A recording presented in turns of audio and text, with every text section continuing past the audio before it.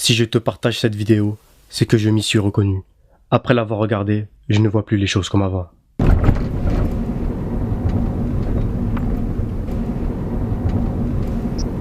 On est dans une situation critique, ya Ikhwan. On est dans une situation de cancer, de phase finale du cancer de la foi, ya Ikhwan. Sauf qu'on s'en rend même pas compte, c'est ça le plus grave. On est dans une situation urgente. Combien d'entre nous n'arrivent pas à dormir la nuit par rapport à ce qui se passe à nos frères et sœurs? Allah, combien? Allah.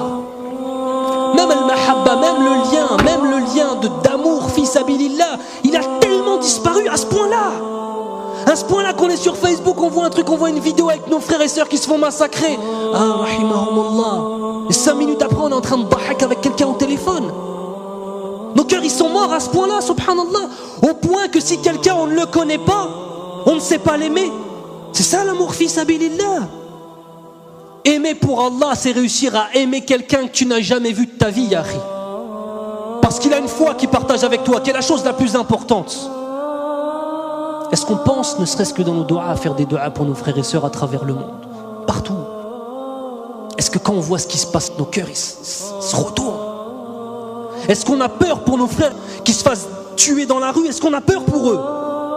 Est-ce que quand tu vas rentrer, est-ce que quand je vais rentrer chez moi avec ta femme, elle va voir ton visage, elle va dire qu'est-ce que t'as, ya Habibi? Qu'est-ce qui se passe? Tellement ça va se voir sur nos visages. Quand tout ça, c'est notre relation avec Allah Azza wa Jal qui n'est pas assez forte, ni plus ni moins. Ni plus ni moins que ça. On est loin, ya Ikhwan. On est extrêmement loin. Extrêmement loin. C'est un musulman, même si un bébé, bon, j'ai le pouvoir de dire, ça m'énerve. Tu vas pas tuer le bébé quand même? Moi, je tue le bébé. Moi, je tue le bébé. Mais un bébé de 2 ans, par exemple. Moi, je le tue. Mais 1 an, même si avec les femmes avec des grossesses, moi, je le tue. Si le musulman ne parte pas dans le kilomètre 5, nous les Antilles, nous devons aller pour venir tout le reste des musulmans là-bas pour manger. Parce que le musulman c'est bon pour manger. Parce qu'il avait beaucoup de têtes, donc il faut manger comme ça. Bon.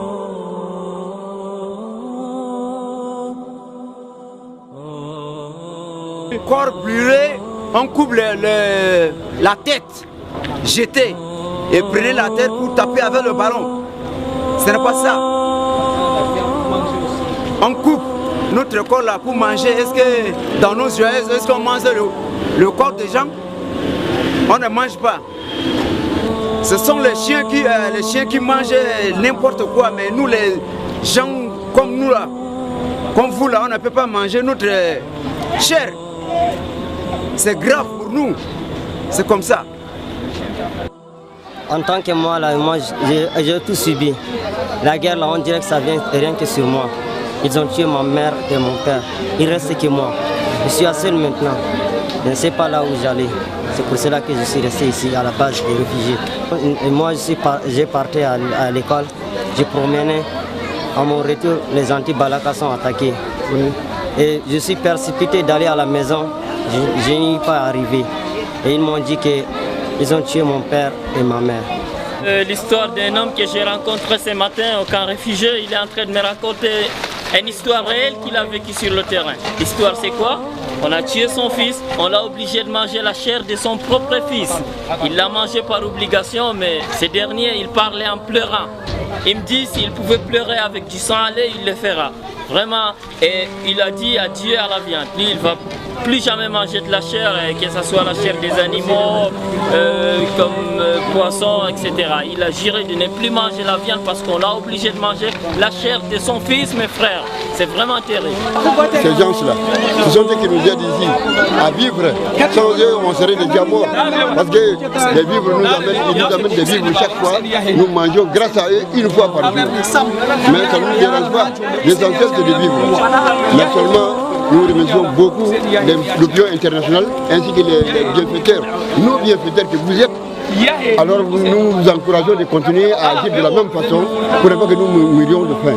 Parce que nous venons de très loin.